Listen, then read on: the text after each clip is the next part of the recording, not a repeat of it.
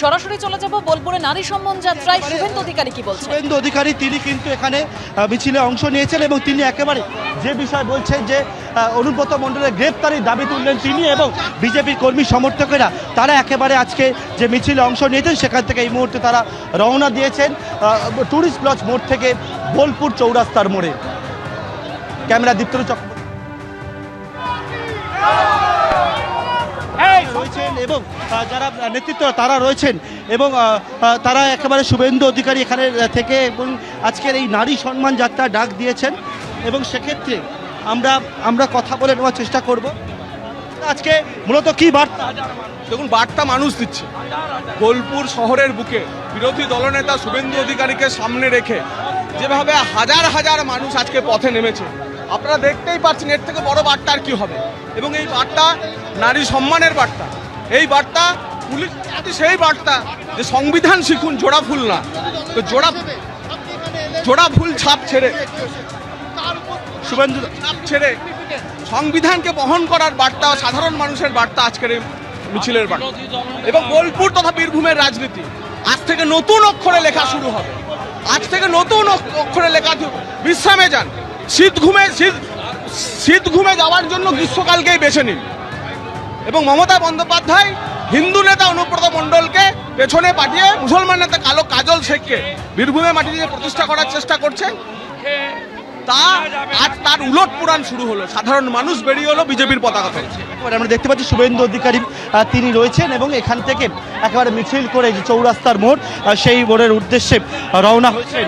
আমরা দেখতে পাচ্ছি বহু বিজেপি কর্মী সমর্থকেরা তারা এসছেন এবং এসে এখান থেকে কিন্তু একেবারে তারা মিছিল করে আজকের অনুব্রত মণ্ডলের যে কুকথা সেই কুকথার প্রতিবাদে এই নারী সম্মান যাত্রার বার্তা দেওয়া হয়েছে। এবং রাষ্ট্রপতি অর্থাৎ অনুব্রত মণ্ডলের এই কুমন্তব্যের তীব্র প্রতিবাদী শুভেন্দু অধিকারী নেতৃত্বে এই মুহূর্তে মিছিল চলছে বোলপুরে।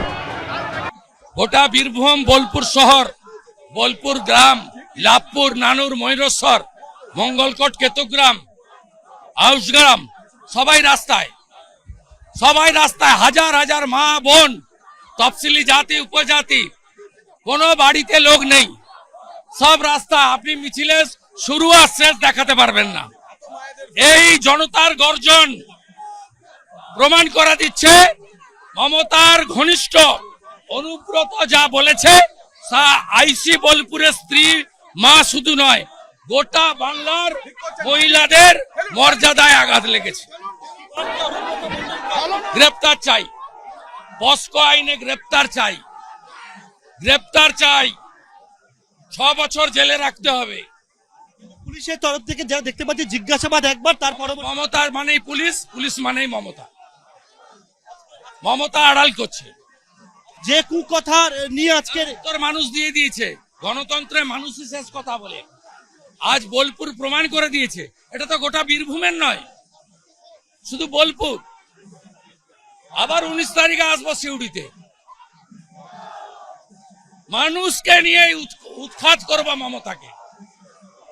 শুধু ইলেকশন কমিশন পুলিশকে, বাংলার পুলিশকে তালা চাবি লাগিয়ে রাখুন। জেহাদিদের আমরা বুঝে নেব, গুন্ডাদের আমরা সোজা করব। কি বার্তা? জেলে যান, ব্যাগ গোছান।